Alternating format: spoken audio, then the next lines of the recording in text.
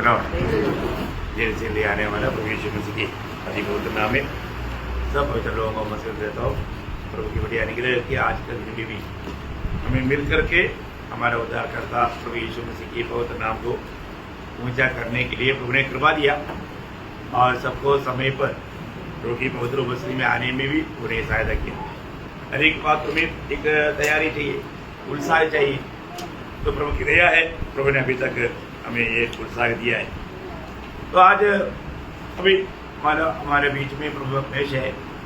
ये मेष हमें प्रभु यीशु मसीह की मृत्यु को याद दिलाता। यीशु मसीह की मृत्यु को याद करना एक भक्त के लिए बहुत अनिवार्य बात है। तो आज इस मेष के संबंध में विश्वासियों का जीवन में होने वाला 3 न्याय के बारे में आपको बताना चाहता हूँ। विश्वासियों का जीवन में जो होने वाला 3 न्याय है। होने वाला बोलेगा तो एक तो वही गया, दूसरा अभी होते रहेगा और तीसरा होने वाला है। ऐसा है ये न्याय का बात। तो पहला बात हमारे लिए एक न्याय हो गया, वो कहाँ पर हुआ? सूली पर हुआ, है ना। ये विश्वासी लोग अच्छी तरह समझना चाहिए। हमारे लिए एक न्याय सूली पर हो गया, क्योंकि यदि वो न्याय नहीं होता तो हम कभी भी बचता नहीं था। तो हमको बचाने के लिए पिता परमेश्वर ने हमारे खातिर अपना पुत्र को मरने दिया।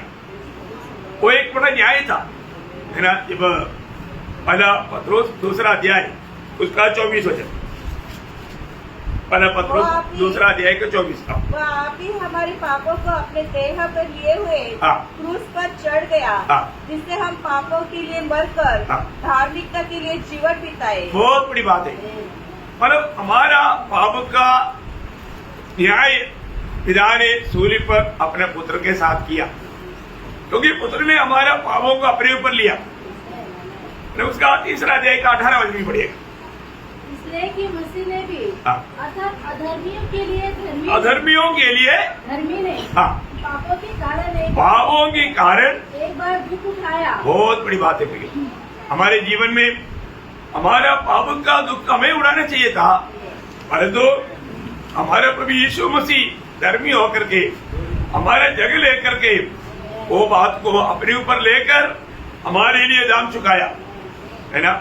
ये हर एक पवित्र लोग जानना चाहिए, दुनिया के सारे लोग ये सच्चाई जानना चाहिए, क्योंकि यही तो गुड न्यूज है ना।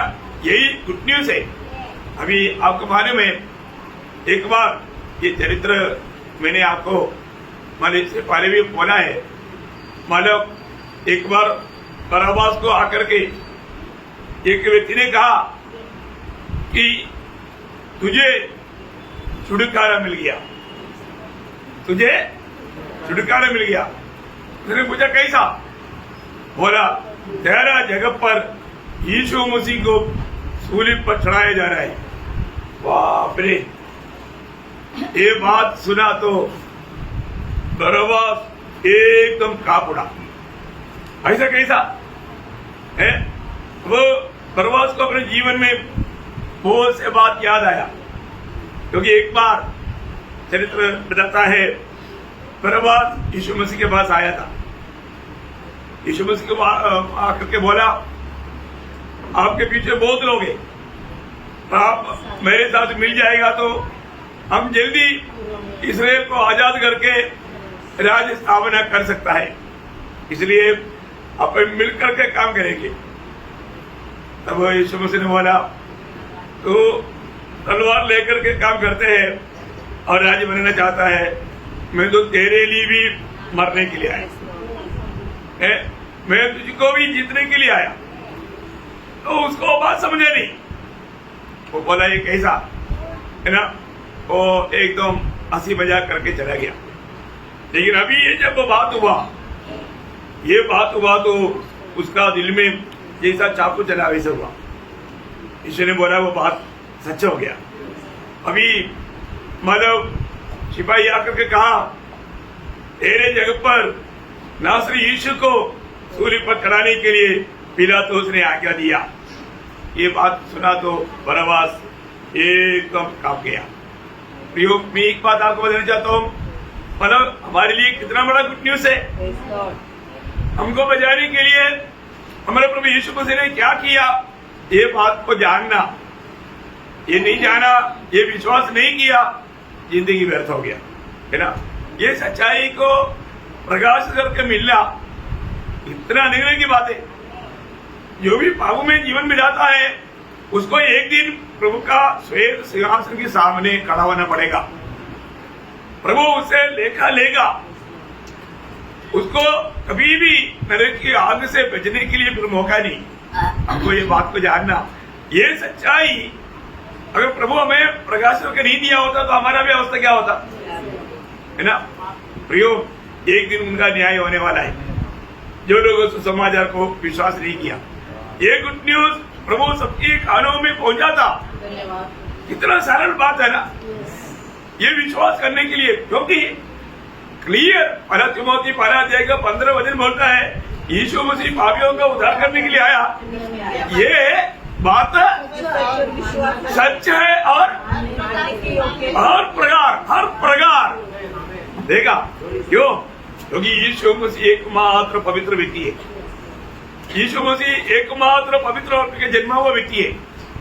यीशु मसीह एकमात्र दुनिया में दावा करके पूछा, तुम में से कौन मुझ में पाप दिखा सकता है। चरण से प्रियो, है ना। ऐसा प्रभु यीशु मसीह स्वयं कहा, मैं पापियों को बचाने के लिए आया, मैं पापियों का उद्धार करने के लिए आया, मैं खोए हुओं को ढूंढने के लिए आया। इतना बड़ी बात है प्रियो, है ना। ये दुनिया में ऐसा किसी ने कहा नहीं। ये दुनिया के सभी लोग पापी है। हर एक लोग भाव में मर करके एक दिन प्रभु यीशु मसीह के न्याय में खड़ा होगा और उनका न्याय होगा और आनंद आग में चला जाएगा। कारण क्या है? उन्होंने जीवन यीशु मसीह को ग्रहण नहीं किया। कितना बड़ी बात है। जीवन पाने के लिए प्रभु बुला रहा है, फिर भी जीवन पाने के लिए लोगों को इच्छा नहीं। प्रियो, इस छोटा सा जीवन में ये भी सच्चाई, जब तक प्रभु का अनुग्रह से प्रकाश करके नहीं मिलेगा कोई नहीं जान सकता, है ना। और प्रभु में आने के बाद में प्रभु का ज्ञान में बढ़ना कितना जरूरी बात है। आज भी बहुत लोग इस छोटा सा जीवन को बड़ा समझता, अनंतता के ऊपर उनको ध्यान नहीं, अनंत जीवन के बारे में उनको दर्शन नहीं। ये कितना दुखदायी बात है ना। प्रियो, प्रभु में आने के बाद अनंतता का उस दर्शन नहीं पाया, इवन प्रभु का शरीर का अगर दर्शन नहीं पाया, वो एक विजयी जीवन नहीं बिता पाएगा। अभी हमें मिला हुआ छुटकारा कितना श्रेष्ठ है, एक निर्डर जीव है। आपको मालूम है, ये दुनिया के लोग है ना, जो भी लोग है उनको एक बड़ा डर है मृत्यु का, है ना। और मृत्यु के बाद में क्या है उनको मालूम नहीं। और एक सच्चा उद्धार पाया व्यक्ति को वो डर नहीं है, वो डर नहीं है। क्योंकि वचन में रोमी 8 का 1 आपको मालूम है, जो अब मसीह यीशु में है उसके ऊपर दंड की आज्ञा नहीं। कितना बड़ी बात है, दंड की आज्ञा नहीं। हमें दंड की आज्ञा मानेगा तो नरक का सजा, अनंत आग से वो बच गया। ये बात का निर्णय एक प्रभु पर विश्वास किया हुआ, नए जन्म पाया हुआ एक व्यक्ति को प्रभु की आत्मा देता ही है ना। इतना बड़ी बात है। प्रभु का वचन कहता है इब्रानियों 9 अध्याय का 22 वचन, बिना लहू बहा करके पापों की क्षमा नहीं, बिना लहू बहा करके पापों की क्षमा नहीं। क्यों लहू बहाना चाहिए? लहू में जीवन है। देखा, हमें जीवन देने के लिए लेवी 17 अध्याय का 11 वचन में लिखा है ना, लहू में जीवन है। प्रियो, लहू में जीवन है बोलेगा तो कोई भी लहू चलेगा क्या? हाँ, ऐसा नहीं चलेगा, है ना। ओ प्रियो, ये भी बड़ी बात है ना। इब्रानियों 10 अध्याय का 4 वचन, क्योंकि ये अनोना है कि पहलों और बकरों का लहू। हाँ, देखा, लहू लहू बोलेगा तो बहनों और बकरों के लहू से हमारा पाप क्षमा नहीं होता, नहीं होता। प्रियो, और कोई पापी मनुष्य के लहू से भी पाप क्षमा नहीं होता। ये के लहू वो प्रभु यीशु मसीह का लहू है। प्रभु यीशु मसीह के लहू के अलावा हमें पाप से छुटकारा देने वाला और एक लहू दुनिया में है ही नहीं, है ना। ये भी सच्चाई। उसके लिए प्रभु ने हमारे खातिर अपना लहू बहाया। मैंने पिछला हफ्ता में भी आपको बोला, लहू बहाया तो अभी हम किसी को लहू देगा तो 1 लीटर, है ना, कितना देगा मैक्सिमम है, 2 देगा तो शायद उनको परेशानी पड़ेगा। दे सकता है मेडिकल, दे सकता है 2 लीटर, नहीं दे सकता। तो नॉर्मली में 1 ही लेता, मजबूरी में 2 लेता भी होगा। तो मैं एक बात आपको बताना चाहता हूँ, यीशु मसीह ने अपने आखिरी बूंद लोगों तक, ओ ये कितना बड़ा प्रेम है प्रियो, है ना। आखिरी बूंद लोगों, क्योंकि आखिरी बूंद भी निकलने के बाद में फिर पानी निकला, है ना। ये बहुत बड़ी बात है। हमें इस बात को जानना है कि प्रभु ने हमसे जो प्यार किया वो कैसा प्यार किया ये, और हमारे लिए प्रभु के निकट आने के लिए, उसकी आराधना करने के लिए एक नया मार्ग खोला। वही इब्रानियों 10 अध्याय का 19 से 22 तक वजह। जब हमें यीशु के लहू के द्वारा उस नए और जीवित मार्ग से, यीशु के लहू के द्वारा वो नए और जीवित मार्ग से पवित्र स्थान में प्रवेश करने का हिला हो गया है, जो उसके पर्दे अर्थात अपने शरीर में से होकर हमारे लिए अभिषेक किया है, और इसलिए कि हमारा ऐसा महान याजक है जो परमेश्वर के घर का अधिकारी है। तो आओ हम सत्यवान और पूरे विश्वास के साथ और विवेक का पूर्ण करने के लिए हृदय पर छिड़काव लेकर और देह को शुद्ध वेद से धुलवाकर परमेश्वर के समीप जाए। देखा, मतलब हमें रोज प्रभु के उपस्थिति में आने के समय में आराधना का सच्चा तैयारी में आना, प्रभु यीशु मसीह के लहू में सहारा लेकर के पूर्ण रूप में है हमारा हरेक प्रकार का दिल में दोष लेने वाला हरेक दोष को भी दूर करके, सच में मसीह जीवन कितना श्रेष्ठ जीवन है। हमें अपने आप को परखना है पूर्ण में प्रभु के लहू में, उस लहू से ही हमारे छुटकारा है, वो भरोसा। एफिसियों 12 के 7 बजे, एफिसियों 1:7, हमको उसने उसके लहू के द्वारा छुटकारा, उसके लहू के द्वारा हमें छुटकारा। प्रियो, प्रभु यीशु की लहू, उस लहू में आश्रय करने वालों को पूर्ण छुटकारा है ना। वो छुटकारा पाने के बाद में आपको मालूम है मनुष्य का अशांति का कारण क्या है? पाप है। इस पाप से छुटकारा लहू में, तो ये लहू के द्वारा छुटकारा पाए हुए लोगों में तुरंत क्या आएगा? शांति आएगी, शांति आएगा। यीशु मसीह का अनेक काम, यीशु मसीह 38 साल का उस बीमार व्यक्ति को बोला तो उड़कर अपनी घाट उड़ाकर, तो उड़ करके चले जाओ बोलेगा तो ये व्यक्ति 38 साल से एक्सपीरियंस पाया है, वापस आकर उसमें सोएगा। इसलिए प्रभु बोलता है तुम घाट उड़ा करके ले जाओ। प्रभु बोलने वाला वो शब्द में सामर्थ्य है। किसका सामर्थ्य है? घाट उड़ा करके ले जाने का। Praise Lord. सिर्फ उड़ करके जाने के नहीं, घाट भी उड़ा कर ले जाने का उसको सामर्थ्य। देखो शब्द में सामर्थ्य, प्रभु वचन में वो सामर्थ्य देखा। तो इसी प्रकार प्रभु यीशु मसीह की पवित्र लहू हमें क्या करता? हमारा पापों को क्षमा करता, इसलिए अशांति दूर हो जाता। पड़ोसी में ऐसे लिखा ना, पड़ोसियों में 12 अध्याय का 20 हो जाता। और उसके क्रूस पर बहे हुए लहू के द्वारा मेल मिलाप करके सब वस्तुओं का उसी के द्वारा से अपने साथ मेल ले। अपने साथ मेल मीन्स शांति, शांति। देखा, पाप के कारण आया हुआ अशांति यीशु मसीह की लहू में विश्वास करने के द्वारा हमें शांति मिला। पाप के द्वारा आया हुआ दूरी भी अभी खत्म हो गया, है ना। ये लोगों ने क्या किया? एफिसियों 2 अध्याय के 13 वचन, और आप मसीह यीशु में तुम जो पहले दूर थे मसीह के लहू के द्वारा निकट हो। देखा, मसीह की लहू के द्वारा भी निकट हो गया, उसी के लेखों के द्वारा निकट हो गया।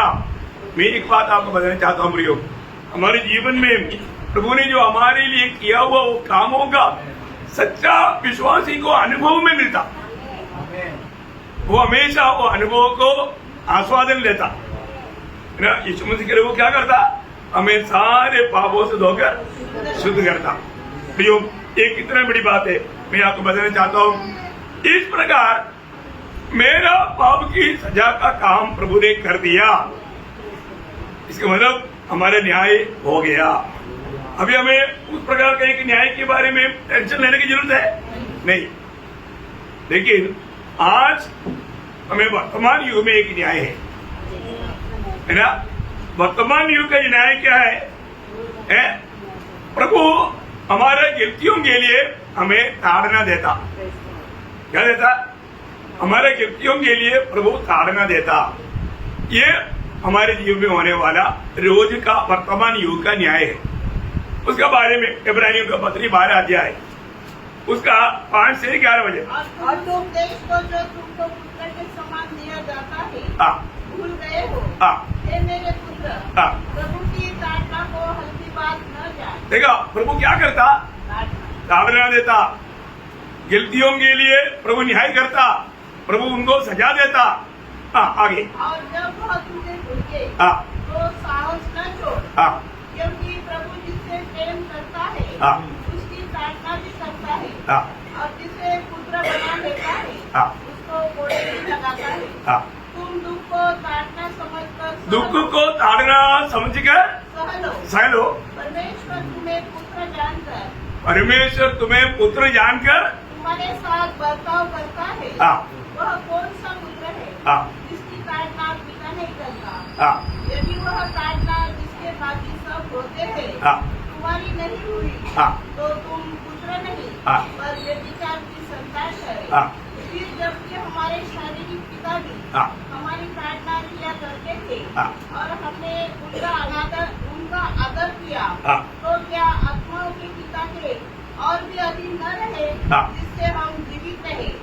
वे तो अपनी समझ के अनुसार थोड़े दिनों के लिए ताड़ना करते थे, पर वह तो हमारे लाभ के लिए करता है कि हम भी उसकी पवित्रता के भागी हो जाए। देखो बहुत बड़ी बात है प्रियो, हमारे लिए ये ताड़ना का प्रभु का उद्देश्य क्या है? हम भी उसकी पवित्रता का भागीदार हो जाए। प्रियो बहुत बड़ी बात है। कोई भी पिता अपनी बच्चे को अगर ताड़ना देता है तो वो खुशी से नहीं देता, और उनका लक्ष्य क्या है? वो सुधरे, वो कभी भी उस गलती को वापस ना दोहराए, वो समझदार बन जाए। इसलिए कभी डांटता, कभी चढ़ी भी मारता है ना। हम लोग बात को जानना भी, हमारा स्वर्गीय पिता भी मतलब जैसा दुनिया का पिता हमारे साथ जो व्यवहार करता वैसा स्वर्गीय पिता भी हमारे साथ व्यवहार करता है। हमें ये बात को जानना, जिसको भी प्रभु ने पुत्र बनाया उसके जीवन में, क्योंकि हमारा इस जीवन में जरूर हमसे गलती होता है। ऐसा कोई है जो प्रभु में आने के बाद गलती नहीं हुआ है? गलती नहीं करता, सब करता है प्रियो, सब करता है।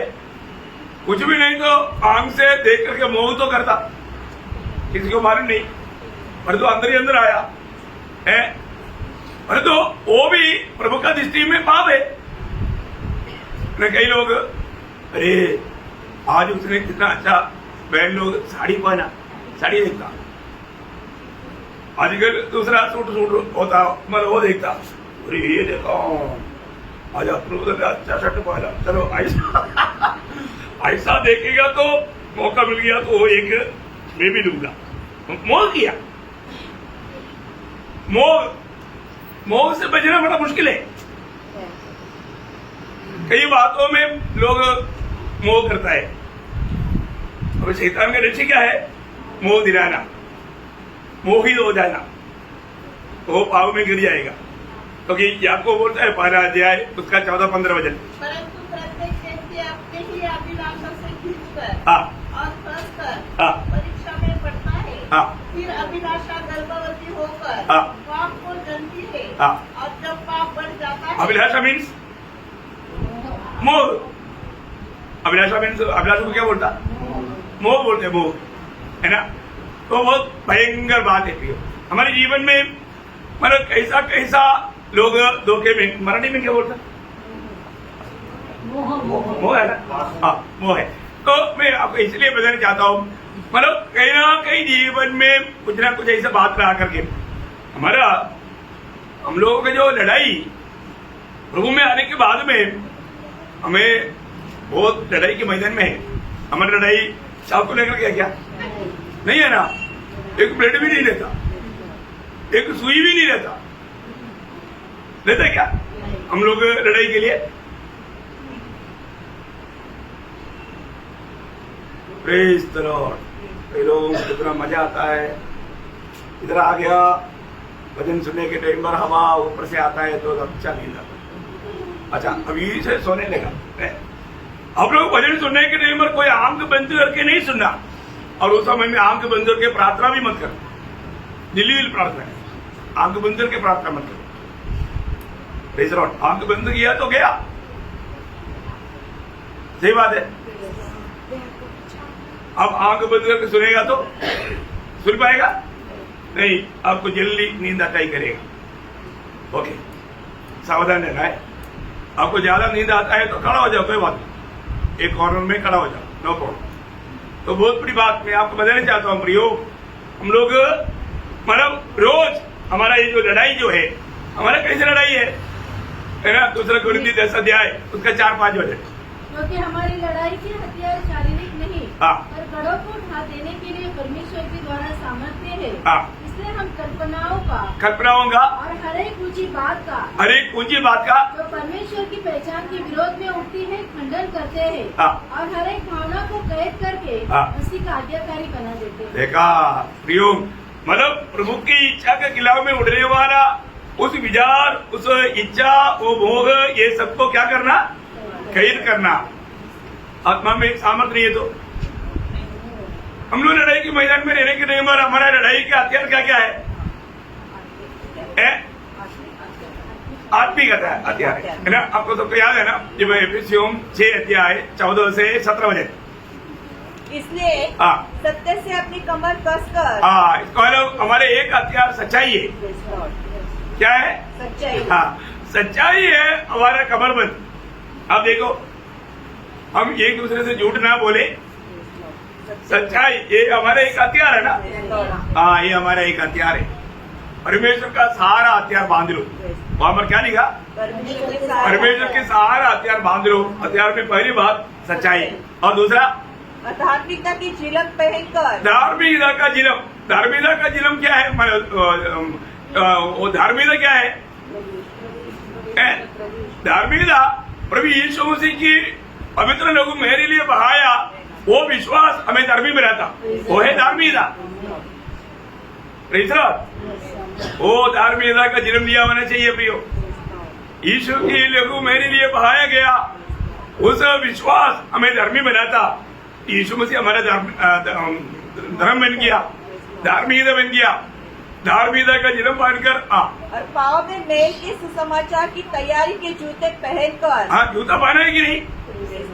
मार्ग में भी कोई मिल गया तो हमें यीशु मसीह के सुसमाचार सुनाना बहुत जरूरी बात है, क्योंकि यीशु मसीह से दूर करने वाला बात पाप है, पाप से छुड़ाने वाला व्यक्ति प्रभु यीशु मसीह है। इसलिए ये सुसमाचार सुनाना उधार पाए हुए लोगों का कर्तव्य है। वो हमेशा ये जूता पहन कर रहता, क्योंकि वो लड़ाई के मैदान में है। सुसमाचार और उसकी भाषा में बोलेगा तो रोमियो पर अध्याय के 15 वचन में वो कहता है, मैं सुसमाचार सुनाने के लिए रात को तैयार नहीं। ऐसा है क्या? तैयार है। वे सबको वचन पढ़ना 1:15 है ना। मैं तुम्हें भी जो रोम में रहते हो सुसमाचार सुनाने को बनकर तैयार हूँ। तैयार है? कितने लोग तैयार है? तैयार लोग है ना?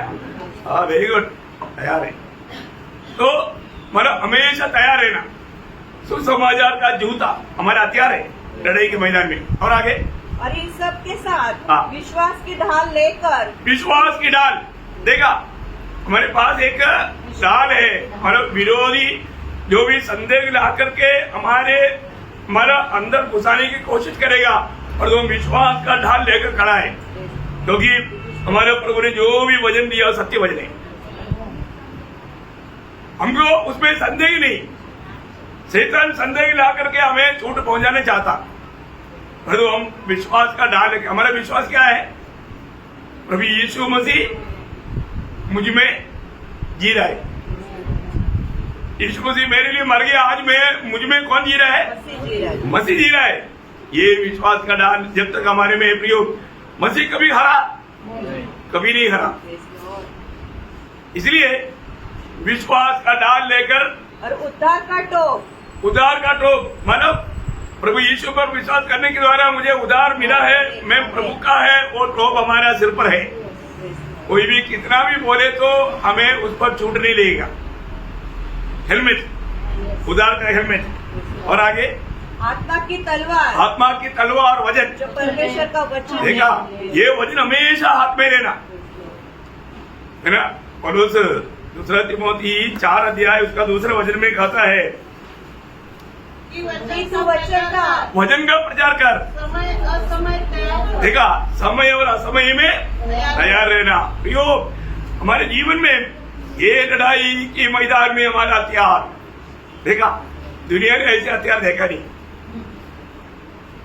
परंतु एक प्रभु का जन, इसलिए क्या है ना, हमें रोज हमारे जीवन में भी कुछ कलंक आएगा तो हमें तुरंत क्या करना, प्रकाशित वाक्य 7 अध्याय उसका 14 वचन का भी पाठ, प्रकटीकरण 7 अध्याय का 14 वचन का भी पाठ। जिन्होंने अपने अपने वस्त्र मेमने के लहू में धोकर श्वेत किए हैं। देखा, मेमने की लहू में रोज धोना। प्रियो, हमारे जीवन को हमेशा परखना। जरूर हमें मालूम पड़ेगा हमसे कई गलती हुआ है, तुरंत हमें क्या करना, प्रभु के सामने कबूल करना। प्रभु यीशु, आपके उस लहू से मुझे धो ले, मैं पूर्ण रूप में शुद्ध होकर के मैं आपका गवाह बन करके मैं आगे बढ़ सकूं। प्रियो, एक सच्चा समर्पण उस समय में करना चाहिए। हर पल विजयी होंगे एक चिन्ह, हमेशा वो यीशु मसीह की लहू पर भरोसा करता। वही 12 का 11, प्रकाशित वाक्य 12-11, वे मेमने के लहू के कारण और अपनी गवाही के वचन के कारण उस पर जयवंत हुए। देखा प्रियो, बहुत बड़ी बात है। मेमने की लहू, प्रभु यीशु मसीह की लहू के द्वारा हर पल हमें विजयी है। इसलिए मसीह लोगों के चेहरे में हमेशा चमक रहता। विजयी लोग दुखी होता है, निराश रहता नहीं, वो आनंदी रहता, मगन रहता। प्रियो, हमें रोज हमारे जीवन में हमको अपने आप को न्याय करना। आपको मालूम है, प्रभु यीशु का समय में हम लोग कई बार वो पढ़कर सुनाता है, कौन सा, 1 कोरिन्थी 11 अध्याय, उसका 30-31 हो जाए। इसी कारण तुम में से बहुत से निर्बल और रोगी है, और बहुत से सो भी गए। यदि हम अपने आप को जांचते तो दंड नहीं पाते। देखा प्रियो, हमें अपने आप को रोज परखना है, रोज अपने आप को जांचना है। हम लोग अयोग्य रीति में कभी प्रवेश लेना भी नहीं चाहिए। अपने जीवन को कितना परख करके, अपने आप को न्याय करके, और उसका भाषा में बोलेगा तो 1 कोरिन्थी 9:27 में बोलता है, मैं मेरे शरीर को मारता हुआ कुटता हुआ वश में लाता हूँ। क्या प्रभु के प्रति तड़प है प्रिय, है ना, बहुत बड़ी बात है। अभी प्रभु के उपस्थिति में बैठ करके नींद आएगा तो क्या करना चाहिए, एक चिमटी देने का। कहां पर चिमटी देना, कहां पर देना, ये अंदर साइड में। टीचर लोग इधर नहीं पकड़ता, अंदर पकड़ता टीचर लोग, याद है, बहुत दर्द होता है। और एक चिमटी बाहर से देखो अपने आप, दूसरा को नहीं तो फिर गुस्सा हो जाएगा, है ना। फिर कुछ देर वो दर्द के कारण नींद नहीं आएगी। प्रभु धन्यवाद। ओके, तीसरा भविष्य में होने वाला न्याय। प्रियो, अनेक लोगों को न्याय है, विश्वासी का भी न्याय है। हम विश्वासी का न्याय बोल रहे हो, अभी का तो है ही, विश्वासियों का भी न्याय है प्रियो।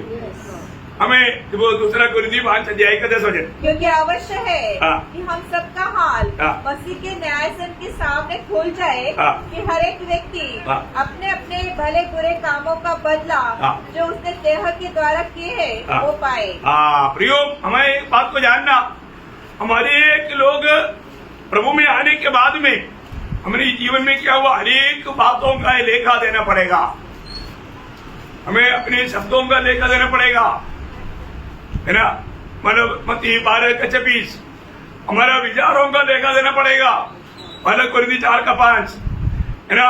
हमारा अनेक कृत्यों का, हमने जो भी काम किया उसका लेखा देना पड़ेगा। वही दूसरा कुरिन्थी 5:10 है ना। सबसे बड़ी बात, हर एक बात का हमें एक दिन लेखा देना है। प्रभु हमसे लेखा मांगेगा हर एक बात का, और हमें हमारा हर एक काम प्रभु का उपस्थिति में न्यायासन के सामने परखा जाएगा। पहला कुरिन्थी 3 अध्याय का 12 से 15 आपको मालूम है ना। जो आग में परखा जाने के बाद में उसमें से बाहर आएगा उसका प्रतिफल है।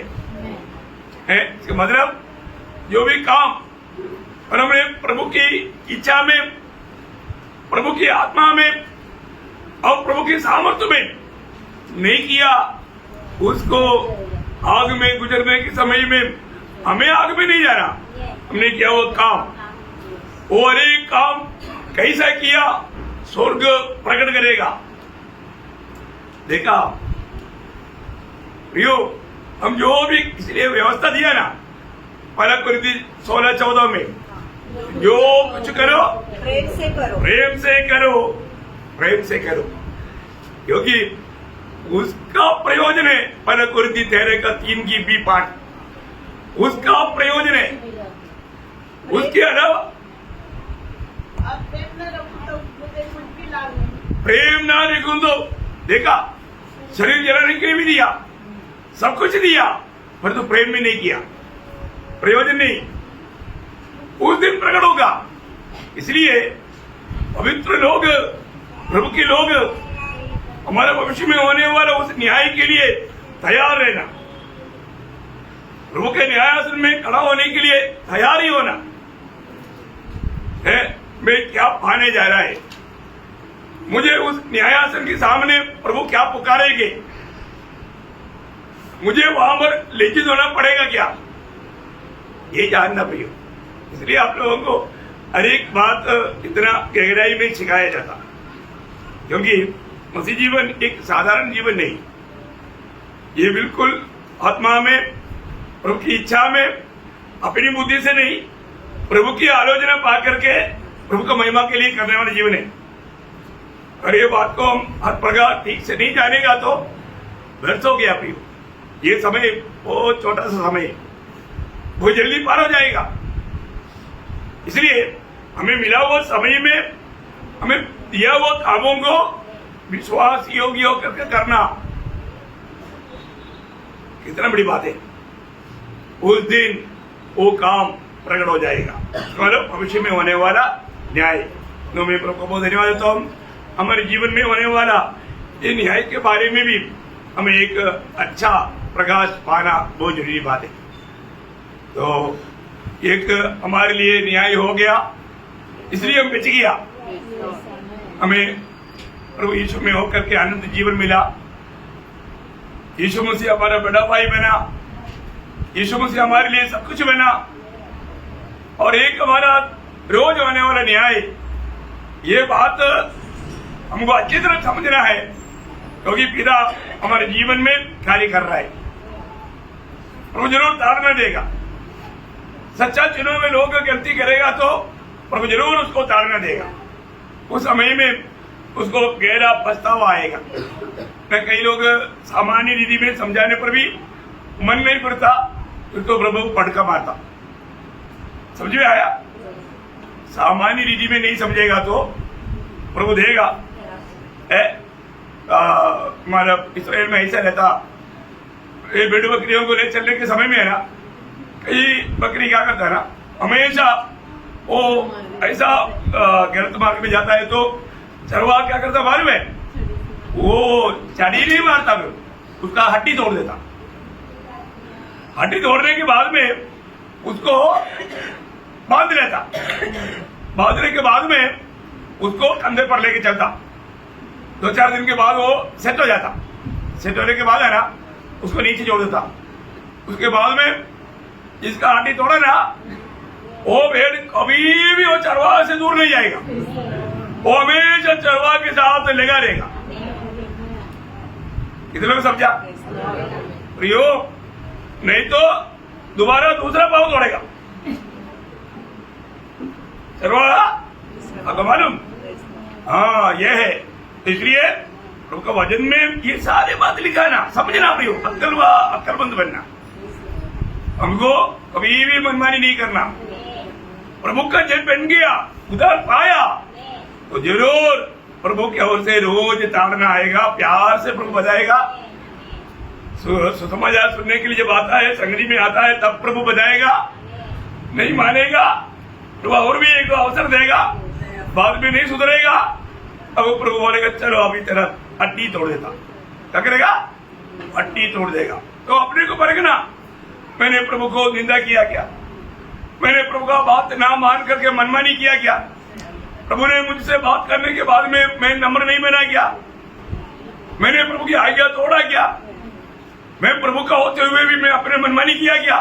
हर करना प्रियो, प्रभु कभी कभी थोड़ा छोड़ देता, थोड़ा समय देता, मन फिरेगा, प्रभु इंतजार में रहता, लेकिन लोग और भी अपने हृदय को खड़ो कर देता। अब प्रभु को मजबूरी में हड्डी तोड़ना पड़ता। हड्डी तोड़ करके प्रभु हड्डी लगाएगा, सब प्रभु करता। हाँ, फिर एक बार हड्डी तोड़ने के बाद में फिर वो दूर नहीं जाता, फिर एकदम प्रभु हमारे उससे सरवा के साथ लिपटे रहता। भगाएगा तो भी नहीं जाता, वो उसका अनुभव मिल गया। प्रियो, ऐसा कई लोगों के जीवन में भी हम देख सकता है। इसलिए प्रभु हमारे जीवन में अनुभव देता है। प्रियो, प्रभु रोज हमारे जीवन में न्याय का काम करता है। कई प्रकार का छोटा छोटा दुख दे करके सुधरने के लिए प्रभु हमें प्रोत्साहन देता, परंतु अगर नहीं मानेगा तो बहुत महंगा पड़ जाता है। और तीसरा आखिरी होने वाला न्याय है, वो हमें कोई सजा देने के लिए नहीं, प्रतिफल दे करके हमें सम्मान करने के लिए। उस न्यायासन में हमने दुनिया में रह करके प्रभु के लिए किया हुआ हर एक कामों का प्रतिफल पाएगा। क्या पाएगा? वो बात को अभी से हमें जानकर चलना कितना अच्छा बात है। तो प्रभु आपको आशीष दे।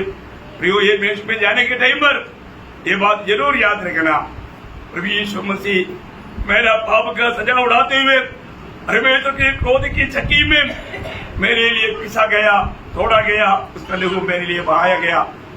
मेरे ऊपर आने वाला वो भयंकर न्याय प्रभु पिता ने प्रभु यीशु के साथ किया, इसलिए मैं बच गया। इतना हमारे दिल से हम प्रभु का भक्ति करना चाहिए। तो सच में प्रभु को सम्मान करते हुए, प्रभु को महिमा देते हुए, प्रभु के लिए जीने का अच्छा एक समर्पण निर्णय लेते हुए योगी रीति में भी शामिल होकर प्रभु का आगमन की उस बात जो होते रहने के लिए प्रयोजनों के द्वारा सब लोगों को सहायता करे। प्रभु को महिमा मिले। आमीन।